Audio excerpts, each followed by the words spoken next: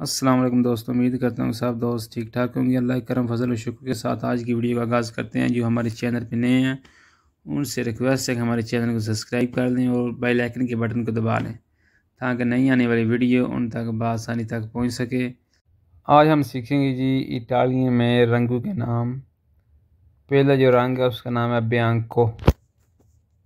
बियांको सफ़ेद। Narrow narrow काला।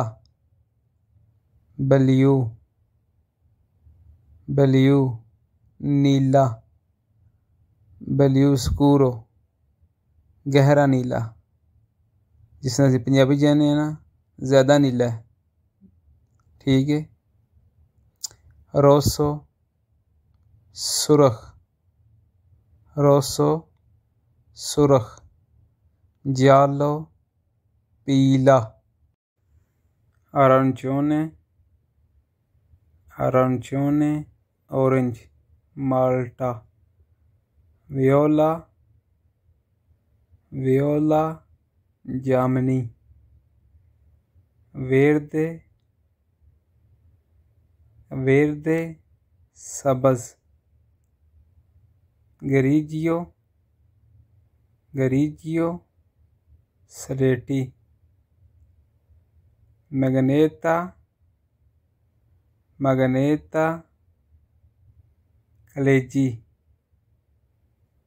रोज़ा रोज़ा पी। अज़ूरो अज़ूरो आसमानी।